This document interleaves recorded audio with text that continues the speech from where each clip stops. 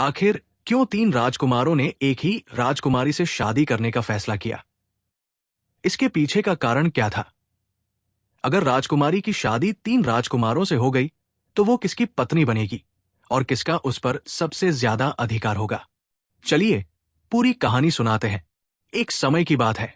एक बहुत बड़े और समृद्ध राज्य में एक प्रतापी राजा राज करते थे। उनका नाम महाराज सूर्यवर्धन था। उनका राज्य दूर दूर तक फैला हुआ था और उनकी प्रजा बहुत खुश थी। राजा के तीन पुत्र थे, बड़ा राजकुमार अजय, मझला राजकुमार विजय और सबसे छोटा राजकुमार प्रेम। तीनों राजकुमार अपने अपने गुणों में निपुण थे। अर्जित तलवार चलाने में माहिर था और युद्ध कला में उसका कोई सानी नहीं था। वो घोड़े की सवारी में भी बहुत कुशल था। उसकी तलवार की धार इतनी तेज थी कि वो एक ही वार में पत्थर को भी काट सकता था। राज्य के सभी योद्धा उससे युद्ध कला सीखना चाहते थे। शशांक बहुत बुद्धिमान था और हर समस्या का हल ढूंढ लेता था। वो सभी शास्त्रों का ज्ञाता था।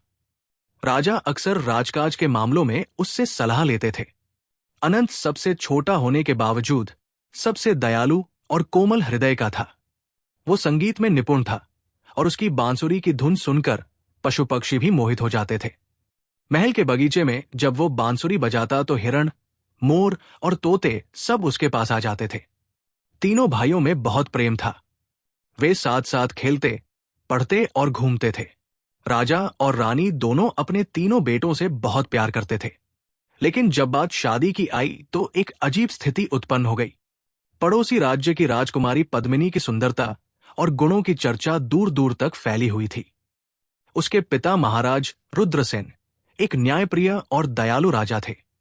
कहा जाता था कि राजकुमारी पद्मिनी न केवल अत्यंत रूपती थी बल्कि धनुर्विद्या में भी पारंगत थी। वो वीणा बजाती थी और उसकी आवाज कोयल से भी मधुर थी। वो शास्त्रों की ज्ञाता थी और राजकाज में भी रुचि रखती थी।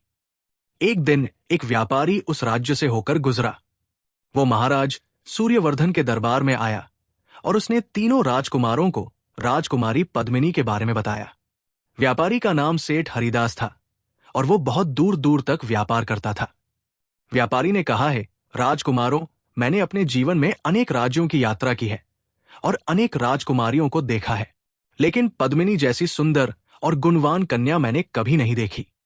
उसका रूप चंद्रमा को भी शर्मिंदा कर दे। उसकी आंखें हिरनी की तरह बड़ी और मासूम है, इसीलिए उसका नाम पद्मिनी रखा गया है। वो घोड़े की सवारी करती है और तीर कमान चलाने में उसका कोई मुकाबला नहीं।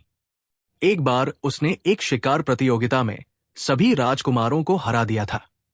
साथ ही वो बहुत बुद्धिमान है और राजकाज के सभी नियम जानती है। महाराज रुद्रसेन अक्सर उससे राज्य के महत्वपूर्ण मामलों में सलाह लेते हैं। ये सुनकर तीनों भाइयों के मन में राजकुमारी से मिलने की इच्छा जागी। अर्जित ने सोचा कि एक वीर योद्धा के लिए एक वीरांगना से बढ़कर और कौन जीवन साथी हो सकता है। जो कन्या घोड़े की सवारी करती हो और तीर कमान चलाती हो, वही उसके योग्य है। शशांक ने सोचा कि एक बुद्धिमान व्यक्ति के लिए एक बुद्धिमान स्त्री ही उपयुक्त है। जो कन्या शास्त्रों की ज्ञाता हो और राजकाज समझती हो, वही उसके लिए सही है।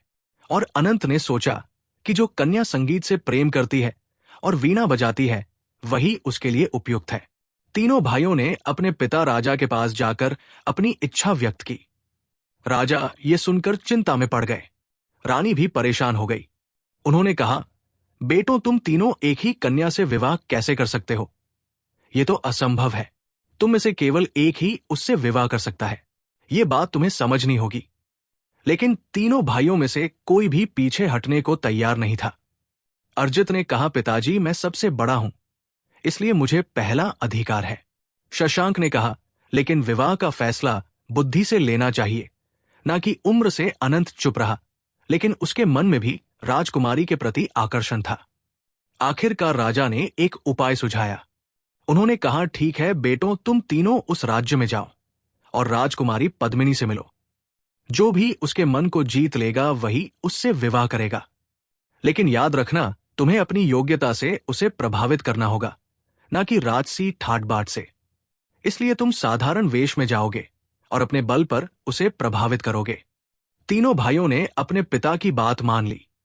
रानी ने उन्हें आशीर्वाद दिया और कहा, बेटो, तुम तीनों भाइयों में कभी भी मनमुटाव नहीं आना चाहिए। जो भी जीते बाकी दोनों को खुशी से उसकी विजय स्वीकार करनी होगी। तीनों भाइयों ने अपनी माता को वचन दिया कि वे अपने भाईचारे को कभी नहीं तोड़ेंगे। उन्होंने साधारण वस्त्र धारण किए और अपने अपने हथियार और वाद्य यंत्र लेकर पड़ोसी राज्य की ओर चल पड़े। अर्जित ने अपनी तलवार और ढाल ली, शशांक ने अपनी पुस्तकें ली और अनंत ने अपनी बांसुरी ली। रास्ते में उन्हें एक घने और बीहड़ जंगल को पार करना था। जंगल में अजीब अजीब आवाजें आ रही थी। रात को वे एक बरगद के पेड़ के नीचे रुके। अर्जित ने कहा, मैं पहरा दूंगा, तुम दोनों सो जाओ। रात को एक बाघ आया, लेकिन अर्जित ने अपनी तलवार से उसे भगा दिया। दूसरे दिन वे एक नदी के किनारे पहुंचे। नदी में बहुत तेज धारा थी। शशांक ने अपनी बुद्धि से एक रास्ता ढूंढा और तीनों भाई सुरक्षित पार हो गए। तीसरे दिन उन्हें एक वृद्ध साधु मिला जो एक पेड़ के नीचे बैठा हुआ था। साधु ने तीनों को रोका और पूछा, है राजकुमारों, तुम तीनों कहां जा रहे हो? मैं तुम्हारे चेहरे देखकर समझ गया हूं कि तुम कोई साधारण युवक नहीं हो। तीनों ने विनम्रता से साधु को प्रणाम किया और अपनी कहानी सुनाई। साधु मुस्कुराया और बोला, बेटो, तुम तीनों एक ही कन्या से विवाह करना चाहते हो। यह बहुत मुश्किल काम है, लेकिन मैं तुम्हें एक सलाह दूंगा। जब तुम राजकुमारी से मिलो तो याद रखना कि सच्चा प्रेम दिखावे में नहीं, बल्कि त्याग और समर्पण में होता है। वीरता और बुद्धि महत्वपूर्ण है, लेकिन हृदय की कोमलता सबसे बड़ा गुण है। अनंत ने साधु की बात को गहराई से सुना। अर्जित और शशांक ने भी साधु को प्रणाम किया, लेकिन उन्होंने ज्यादा ध्यान नहीं दिया। तीनों भाइयों ने साधु को धन्यवाद दिया और आगे बढ़ गए। कुछ दिनों की यात्रा के बाद वे उस राज्य में पहुंच गए जहां राजकुमारी पद्मिनी रहती थी। राज्य बहुत सुंदर था, चारों ओर हरियाली थी और लोग खुश दिख रहे थे। उन्होंने महल के द्वार पर दस्तक दी और राजा से मिलने की इच्छा जताई। महल के सैनिकों ने उन्हें रोका और पूछा, तुम कौन हो और राजा से क्यों मिलना चाहते हो?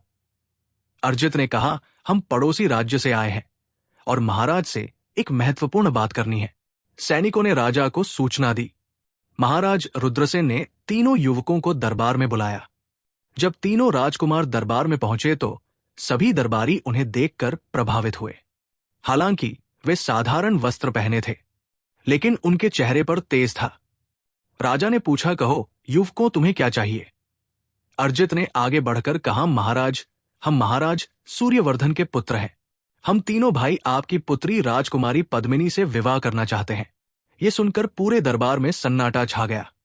फिर राजा ने पूछा, तुम तीनों एक ही कन्या से विवाह करना चाहते हो? ये कैसे संभव है? शशांक ने विनम्रता से कहा, महाराज, हम जानते हैं कि ये असामान्य है, इसलिए हम चाहते हैं कि राजकुमारी खुद अपना निर्णय ले। राजा रुद्रसेन सोच में पड़ गए। ये सचमुच एक अजीब स्थिति थी। उन्होंने अपने मंत्रियों से सलाह ली। आखिरकार उन्होंने कहा, यह बहुत अजीब स्थिति है। मेरी बेटी एक ही है और तुम तीन हो। मैं ये फैसला अपनी बेटी पर छोड़ता हूं। वही तय करेगी कि उसे किससे विवाह करना है, लेकिन उससे पहले वो तुम तीनों को परखेगी। राजा ने राजकुमारी पद्मिनी को बुलाया। जब वो दरबार में आई तो तीनों भाइयों की सांसें थम गई। सचमुच वो अत्यंत सुंदर थी। उसकी आंखें काजल से सजी हुई थी और माथे पर एक छोटी सी बिंदी थी। वो रेशमी वस्त्र पहने हुई थी और उसके गले में मोतियों की माला थी। उसकी चाल में एक अजीब आत्मविश्वास था।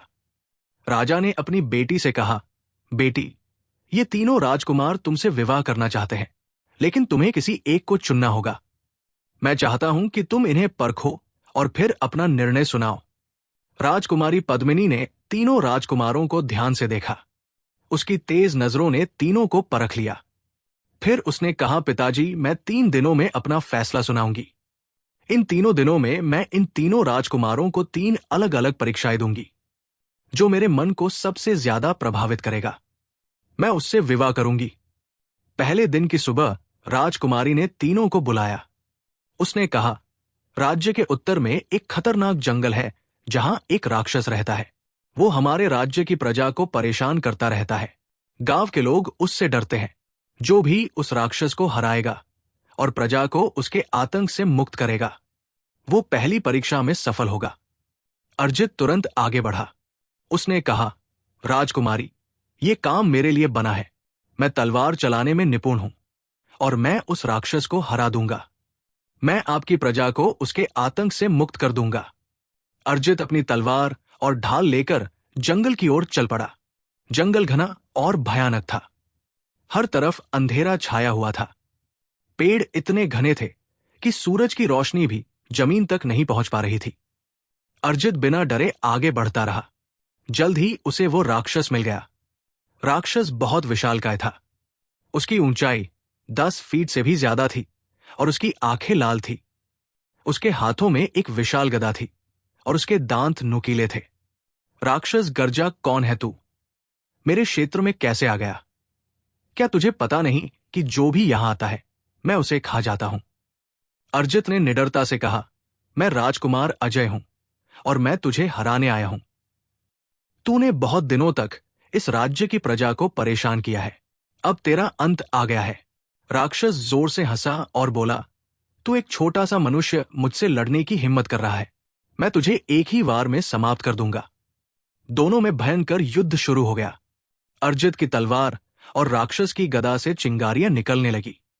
राक्षस ने अपनी गदा से जोरदार वार किया, लेकिन अर्जित चुस्ती से बच गया। फिर अर्जित ने अपनी तलवार से राक्षस के पैर पर वार किया। राक्षस चीखा, लेकिन फिर भी लड़ता रहा। घंटों तक युद्ध चलता रहा। अर्जित थक गया था, लेकिन उसने हार नहीं मानी। उसे राजकुमारी का चेहरा याद आया और उसे नई ताकत मिल गई। अंततः अर्जित ने एक चालाकी से राक्षस को धोखा दिया और अपनी तलवार से उसे घायल कर दिया। राक्षस घुटनों के बल गिर पड़ा और उसने अर्जित से माफी मांगी। उसने वचन दिया कि वो फिर कभी उस राज्य की प्रजा को परेशान नहीं करेगा और जंगल छोड़कर दूर पहाड़ों में चला जाएगा। अर्जित विजय होकर महल लौट आया। उसके कपड़े फटे हुए थे और शरीर पर चोटें थी, लेकिन उसके चेहरे पर गर्व था। राजकुमारी पद्मिनी उसकी वीरता से बहुत प्रभावित हुई। उसने कहा, राजकुमार अजय, तुमने अपनी वीरता का परिचय दिया है। तुमने मेरी प्रजा को एक बड़े खतरे से बचाया है। तुम पहली परीक्षा में सफल रहे। दूसरे दिन की सुबह राजकुमारी ने दूसरी परीक्षा दी। उसने कहा, हमारे राज्य की दक्षिण दिशा में एक गांव है जहां पिछले 2 सालों से सूखा पड़ा हुआ है। लोगों को पीने का पानी नहीं मिल रहा है। फसलें सूख रही है और लोग भूखे मर रहे हैं। कई परिवार अपना गांव छोड़कर जा चुके हैं। जो भी उस गांव में पानी की व्यवस्था करेगा और प्रजा के दुख दूर करेगा, वो दूसरी परीक्षा में सफल होगा। शशांक आगे आया। उसने कहा, राजकुमारी, ये काम मेरे लिए है। मैं अपनी बुद्धि और ज्ञान से इस समस्या का हल ढूंढ लूंगा। मैं उस गांव को फिर से हरा भरा कर दूंगा। शशांक उस गांव में गया। जब वो वहां पहुंचा तो उसने देखा कि सचमुच वहां बहुत बुरा हाल था। घर टूटे हुए थे, कुएं सूख चुके थे और लोग बहुत कमजोर दिख रहे थे। बच्चे भूख से रो रहे थे और बूढ़े लोग निराश बैठे थे। खेत बंजर हो चुके थे और पेड़ सूख रहे थे।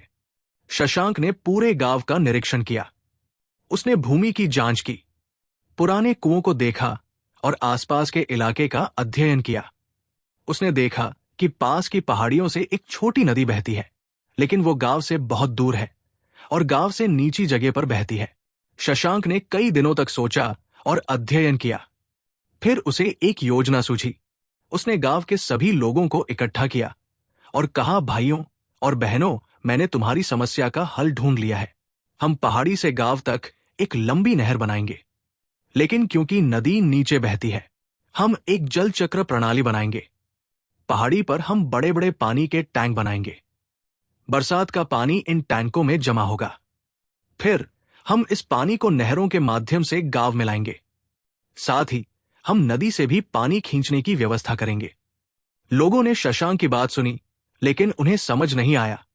शशांक ने धैर्य से सब कुछ समझाया। उसने जमीन पर नक्शे बनाकर दिखाए। फिर सभी ने मिलकर काम शुरू किया। शशांक ने पूरी योजना बनाई और लोगों को काम बांध दिया। कुछ लोग पहाड़ी पर टैंक बनाने लगे, कुछ लोग नहर खोदने लगे और कुछ लोग बांस और लकड़ी से जल चक्र बनाने लगे। शशांक ने अपने ज्ञान का इस्तेमाल करके एक ऐसी प्रणाली बनाई जो पानी को ऊपर उठा सके। कई हफ्तों तक काम चलता रहा। शशांक रात दिन मेहनत करता रहा। आखिरकार पूरी व्यवस्था तैयार हो गई। जब पहली बार नदी का पानी नहरों के माध्यम से गांव में आया तो सभी लोग खुशी से चीख पड़े। बच्चे पानी में नहाने लगे, औरतें पानी भरने लगी और किसान अपने खेतों में पानी डालने लगे। शशांक ने उन्हें यह भी सिखाया कि पानी का सही इस्तेमाल कैसे करें, बरसात के पानी को कैसे बचाएं और खेती कैसे करें जिससे कम पानी में भी अच्छी फसल हो सके। जब शशांक महल लौटा तो पूरा गांव उसे विदा करने आया। लोगों ने उसे आशीर्वाद दिया और धन्यवाद दिया। राजकुमारी पद्मिनी उसकी बुद्धिमानी और मेहनत से बहुत प्रभावित हुई। उसने कहा, राजकुमार विजय, तुमने अपनी बुद्धि और ज्ञान का सही उपयोग किया है। तुमने न केवल समस्या का हल निकाला बल्कि लोगों को आत्मनिर्भर भी बनाया। तुम दूसरी परीक्षा में सफल रहे। तीसरे दिन की सुबह राजकुमारी ने तीसरी और आखिरी परीक्षा दी। उसने कहा, हमारे राज्य के पूर्व में एक वृद्धाश्रम है। वहां लगभग 50 बुजुर्ग रहते हैं। उनके बच्चों ने उन्हें छोड़ दिया है। वे बहुत अकेलापन महसूस करते हैं और अक्सर उदास रहते हैं। कुछ तो दिन भर रोते रहते हैं। जो भी उनके चेहरे पर मुस्कान ला सकेगा और उन्हें जीवन में फिर से खुशी दे सकेगा, वो तीसरी परीक्षा में सफल होगा। अनंत आगे आया। उसने कहा, राजकुमारी, ये काम मेरे लिए है। मैं अपने संगीत और प्रेम से उन बुजुर्गों के दिल को छू लूंगा। मैं उन्हें फिर से जीने का मकसद दूंगा। अनंत अपनी बांसुरी लेकर वृद्धाश्रम में गया। वहां का माहौल बहुत उदास था। वृद्धाश्रम एक पुरानी हवेली में था। हालांकि खाने पीने की कोई कमी नहीं थी, लेकिन बुजुर्ग लोगों के चेहरे पर कोई खुशी नहीं थी। कुछ बुजुर्ग कोने में बैठे थे, कुछ अपने कमरों में लेटे थे और कुछ बस खिड़की से बाहर देख रहे थे। अनंत ने अपनी बांसुरी निकाली और एक बहुत मधुर धुन बजाने लगा। बांसुरी की मीठी आवाज सुनकर धीरे धीरे सभी बुजुर्ग बाहर आने लगे। उन्होंने पूछा, ये कौन बजा रहा है? कितना सुंदर संगीत है। अनंत ने ऐसी धुनें बजाई जो उनके बचपन की याद दिला दी। उसने लोरियां बजाई जो उनकी माताएं उन्हें सुनाती थी। उसने प्रेम, करुणा और आशा के गीत सुनाए। धीरे धीरे सभी बुजुर्गों के चेहरे पर मुस्कान आने लगी। कुछ लोग तो खुशी के आंसू बहाने लगे। फिर अनंत ने अपनी बांसुरी रखी और बुजुर्गों से बातें करने लगा। उसने हर किसी से उनकी कहानी सुनी। किसी ने अपनी जवानी के दिनों के बारे में बताया, किसी ने अपने परिवार के बारे में बताया। अनंत ने धैर्य से सबकी बातें सुनी। उसने किसी को भी बीच में नहीं टोका। फिर अनंत ने उन्हें भी संगीत सिखाना शुरू किया। उसने उन्हें आसान गीत सिखाए जो वे साथ मिलकर गा सके। उसने उन्हें छोटे छोटे वाद्य यंत्र दिए जैसे झांझ, मंजीरे और ढोलक। अनंत ने वृद्धाश्रम में कई दिन बिताए। उसने वहां एक छोटा सा बगीचा भी बनवाया जहां बुजुर्ग लोग बैठकर समय बिता सके। उसने उन्हें छोटे छोटे काम दिए जैसे पौधों को पानी देना, बगीचे की देखभाल करना। इससे उन्हें लगा कि वे अभी भी उपयोगी हैं। अनंत ने उनके लिए एक दैनिक कार्यक्रम भी बनाया। सुबह योग और प्रार्थना, दोपहर में कहानी सुनाने का सत्र और शाम को संगीत। उसने ये व्यवस्था की कि हर हफ्ते कोई ना कोई गांव से आकर उनसे मिले। उसने बच्चों के एक समूह को भी आमंत्रित किया जो हर हफ्ते आकर बुजुर्गों के साथ समय बिताते। धीरे धीरे वृद्धाश्रम में जान आ गई। बुजुर्ग लोग अब हंसते खेलते दिखने लगे। वे एक दूसरे से बातें करने लगे, साथ मिलकर खाना खाने लगे और शाम को संगीत का आनंद लेने लगे। वृद्धाश्रम जो पहले एक उदास जगह था, अब खुशियों से भर गया था। जब अनंत महल लौटने लगा तो सभी बुजुर्ग उसे विदा करने आए। कईयों की आंखों में आंसू थे। एक बुजुर्ग ने कहा, बेटा, तुमने हमें फिर से जीना सिखा दिया। तुमने हमें बताया कि उम्र सिर्फ एक संख्या है। तुम्हारे प्रेम और संगीत ने हमारे दिलों को छू लिया। भगवान तुम्हें खुश रखे। जब अनंत महल लौटा तो राजकुमारी पद्मिनी उसकी करुणा, प्रेम और समर्पण से बहुत प्रभावित हुई। उसके दिल में कुछ अलग सी भावना जाग उठी। उसने कहा, राजकुमार प्रेम, तुमने अपने हृदय की कोमलता का परिचय दिया है। तुमने न केवल उन बुजुर्गों को खुशी दी बल्कि उन्हें जीने का एक नया मकसद भी दिया। तुम तीसरी परीक्षा में सफल रहे। अब समय आ गया था जब राजकुमारी को अपना अंतिम निर्णय सुनाना था। चौथे दिन पूरा दरबार भर गया था। महाराज रुद्रसेन अपने सिंहासन पर बैठे थे। रानी भी उपस्थित थी। मंत्री, सेनापति, सौदागर और सभी प्रजाजन उत्सुकता से इंतजार कर रहे थे। तीनों राजकुमार भी बेचैनी से राजकुमारी के निर्णय का इंतजार कर रहे थे। अर्जित को विश्वास था कि उसकी वीरता ने राजकुमारी को प्रभावित किया होगा। शशांक सोच रहा था कि उसकी बुद्धिमानी ने जीत लिया होगा, और अनंत चुपचाप खड़ा था। उसे कोई उम्मीद नहीं थी, क्योंकि वो सबसे छोटा था। राजकुमारी पद्मिनी धीरे धीरे दरबार में आई। उसके चेहरे पर गंभीरता थी, लेकिन आंखों में एक अलग चमक थी। राजकुमारी ने तीनों राजकुमारों को देखा। फिर उसने कहा, तीनों राजकुमारों ने अपने अपने गुणों का बेहतरीन परिचय दिया है। राजकुमार अजय वीर है। उन्होंने राक्षस को हराकर प्रजा को भय से मुक्त किया। राजकुमार विजय बुद्धिमान है। उन्होंने अपने ज्ञान से एक पूरे गांव को नया जीवन दिया। और राजकुमार प्रेम दयालु है। उन्होंने अपने प्रेम से टूटे हुए दिलों को जोड़ा। राजकुमारी ने एक गहरी सांस ली और आगे कहा, तीनों में से किसी एक को चुनना मेरे लिए बहुत मुश्किल था। मैंने कई रातें सोचते हुए बिताई, लेकिन मैंने अपना निर्णय ले लिया है। पूरे दरबार में सन्नाटा छा गया। सभी लोग सांस रोककर सुन रहे थे। राजकुमारी ने कहा, मैं राजकुमार प्रेम से विवाह करूंगी। ये सुनकर सभी लोग आश्चर्यचकित रह गए। कुछ लोगों को लगा था कि वो अर्जित को चुनेगी, क्योंकि वो सबसे बड़ा और सबसे वीर था। कुछ को लगा था कि वो शशांक को चुनेगी, क्योंकि वो सबसे बुद्धिमान था। लेकिन उसने सबसे छोटे अनंत को चुना। अर्जित और शशांक के चेहरे पर निराशा के भाव आ गए। अनंत खुद भी हैरान था। उसे विश्वास नहीं हो रहा था कि राजकुमारी ने उसे चुना है। राजकुमारी ने अपने निर्णय का कारण बताया। उसने कहा, वीरता और बुद्धि निसंदेह महान गुण है और हर राजा के लिए जरूरी भी है, लेकिन एक सच्चे जीवन साथी में और एक महान राजा में सबसे जरूरी चीज है प्रेम, करुणा और समर्पण।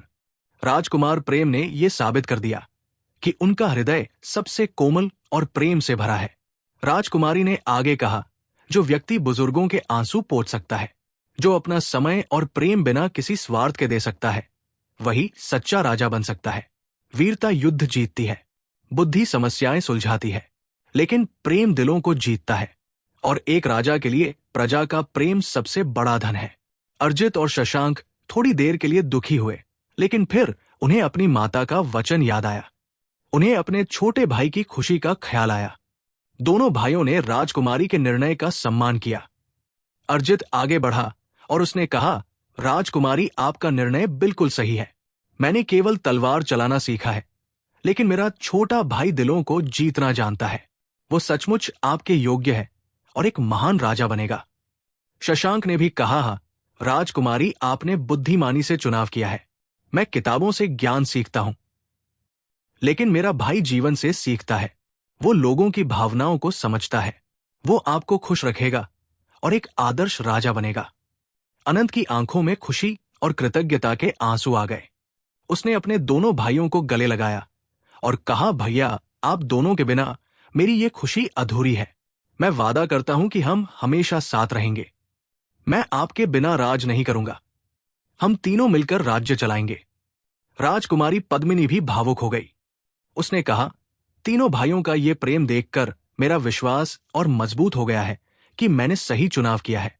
जो व्यक्ति अपने भाइयों से इतना प्रेम करता है, वो निश्चित रूप से एक अच्छा पति, एक दयालु राजा और एक महान इंसान होगा। महाराज रुद्रसेन और रानी भी खुश थे। उन्होंने तीनों राजकुमारों को आशीर्वाद दिया। पूरे दरबार में खुशी की लहर दौड़ गई। सभी प्रजाजन खुश थे कि उन्हें ऐसे राजकुमार मिले जो न केवल गुणवान हैं, बल्कि एक दूसरे से प्रेम भी करते हैं। उसी दिन राजकुमारी पद्मिनी और राजकुमार प्रेम की सगाई हो गई। दोनों राज्यों में खुशियां मनाई गई। कुछ दिनों बाद दोनों राज्यों में बड़ी धूमधाम से विवाह समारोह हुआ। 7 दिनों तक उत्सव चला। अर्जित और शशांक ने अपने छोटे भाई की शादी में पूरे मन से भाग लिया। उन्होंने कभी भी अपनी निराशा या ईर्ष्या को अपने ऊपर हावी नहीं होने दिया। विवाह के बाद अनंत और पद्मिनी बहुत खुश रहने लगे। अनंत ने अपने पिता के राज्य में वापस जाकर प्रजा की सेवा शुरू की। पद्मिनी ने भी एक आदर्श रानी की तरह अपने कर्तव्यों का पालन किया। दोनों ने मिलकर राज्य में कई सुधार किए। अर्जित ने सेना का प्रमुख बनकर राज्य की रक्षा का जिम्मा संभाला। शशांक ने प्रधानमंत्री बनकर राज्य के प्रशासन को संभाला। तीनों भाइयों ने मिलकर राज्य को और अधिक समृद्ध बनाया। कुछ समय बाद अर्जित और शशांक ने भी अपने मनपसंद जीवन साथी ढूंढ लिए और सभी ने मिलकर एक आदर्श राज्य बनाया। वो वृद्ध साधु जो उन्हें जंगल में मिला था, एक दिन फिर से राजमहल में आया। उसने तीनों भाइयों को देखा और मुस्कुराया। उसने अनंत को आशीर्वाद दिया और कहा, बेटा, तुमने मेरी बात का सही अर्थ समझा। सच्चा प्रेम दिखावे में नहीं, त्याग और समर्पण में होता है। तुमने अपने कोमल हृदय से न केवल राजकुमारी का दिल जीता, बल्कि पूरी प्रजा का प्रेम भी पाया। तुम्हारा और तुम्हारे भाइयों का जीवन खुशियों से भरा रहे। साधु ने यह भी कहा, तुम तीनों भाइयों का प्रेम अद्भुत है। तुमने साबित कर दिया कि भाईचारा सबसे बड़ा धन है। तुमने एक दूसरे के लिए त्याग किया और एक दूसरे की खुशी में अपनी खुशी ढूंढी। यही सच्चा प्रेम है। कहानी का अंत खुशी से हुआ। अनंत और पद्मिनी का प्रेम दिन ब दिन बढ़ता गया। उनके घर में जल्द ही बच्चों की किलकारियां गूंजने लगी। राज्य में शांति और समृद्धि थी। प्रजा खुश थी और सभी राजकुमारों का सम्मान करती थी। तीनों भाइयों ने एक साथ मिलकर एक ऐसा राज्य बनाया जहां वीरता, बुद्धि और प्रेम तीनों का सम्मान था। उन्होंने साबित कर दिया कि जब परिवार में प्रेम और एकता हो तो कोई भी लक्ष्य हासिल किया जा सकता है। इस कहानी से हमें ये सीख मिलती है कि जीवन में वीरता और बुद्धिमानी जरूरी है, लेकिन सबसे महत्वपूर्ण है प्रेम, करुणा और दूसरों की भावनाओं का सम्मान। जो व्यक्ति दूसरों के दुख को समझता है और उन्हें खुश करने की कोशिश करता है, वही सच्चा विजेता होता है। और भाइयों के बीच का प्रेम सबसे पवित्र होता है, जो किसी भी परिस्थिति में नहीं टूटना चाहिए। प्रतिस्पर्धा में भी प्रेम बना रह सकता है और सच्ची जीत वो है जहां सभी खुश हो। दोस्तों, हमारी वीडियो देखने वालों में से 90% लोगों ने हमारे चैनल को सब्सक्राइब नहीं किया है। तो अगर आप भी उन 90% लोगों में से हैं, तो प्लीज चैनल को सब्सक्राइब कर दीजिए। दोस्तों, आपको हमारी ये वीडियो कैसी लगी? कमेंट में हमें जरूर बताएं और स्टोरी पसंद आई हो तो लाइक भी जरूर करें। आपकी लाइक से हमारा उत्साह बढ़ता है। स्टोरी को पूरी देखने के लिए आपका बहुत बहुत धन्यवाद।